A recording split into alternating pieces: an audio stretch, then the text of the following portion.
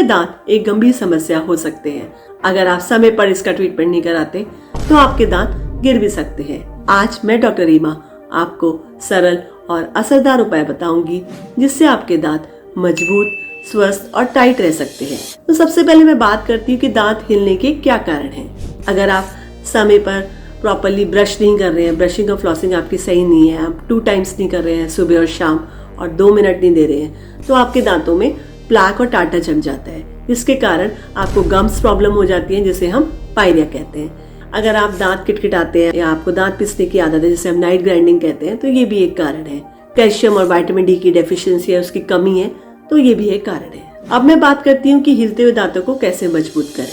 सबसे पहले आप प्रॉपर ब्रशिंग और फ्लॉसिंग करें। ब्रशिंग एटलीस्ट 2 टाइम्स करिए एंड इवन फ्लॉसिंग भी करिए।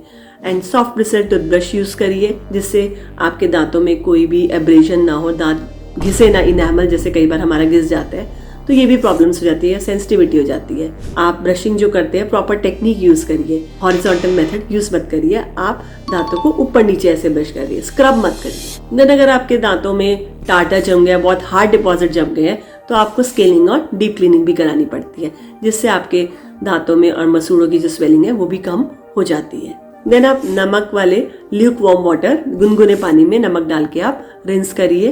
कम से कम 3 से 4 बार आप कर सकते हैं, जिससे क्या होगा कि आपके दांतों में जो भी गंदगी होगी वो फ्लश आउट हो जाएगी।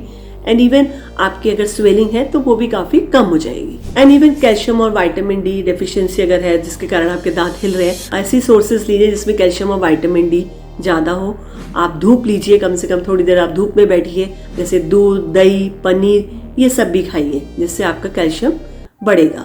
एनी बार अगर ज्यादा आपको डेफिशिएंसी हो रही है तो आप अपने डॉक्टर से जरूर मिलिए, वो आपको थोड़े सप्लीमेंट्स देंगे। इवन आप टोबैको और सिगरेट से दूर रहिए, ये भी आपके दांतों और मसूड़ों को वीक करता है। देन अगर आपके दांत बहुत ज्यादा हिल रहे हैं, ये चीजों से आपको कोई सॉल्यूशन नहीं मिल रहा है, तो आप अपने डेंटिस्ट को दिखाएंगे, तो वो आपको एक डेंटल स्प्लिंट के लिए भी एडवाइस करते हैं। जिससे क्या होता है कि आपके स्प्लिंट लगाते हैं, जो आपके आसपास के दांत होते हैं उससे हम सहारा लेते हैं, तो आपके एक स्प्लिंट लग जाते हैं, जिसके कारण क्या होता है कि जो आपकी बाइट फोर्स है वो इवनली डिस्ट्रीब्यूट होती है। लोड खाली एक उसी दांत पे नहीं पड़ता, जिससे वो दांत और हिल जाएगा।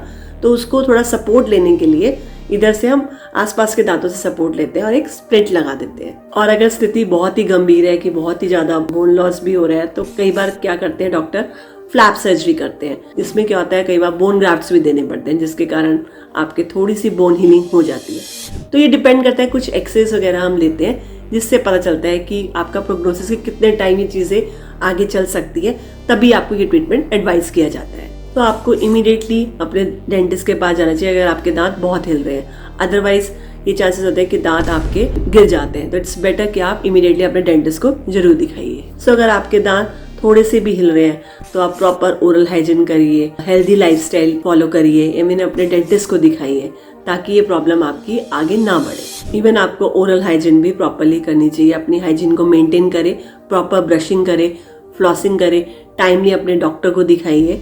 एंड इवन सारी चीजें अगर आप टाइमली अडॉप्ट करेंगे, तभी आप अपने दांत को हिलने से बचा सकते हैं। Thank you.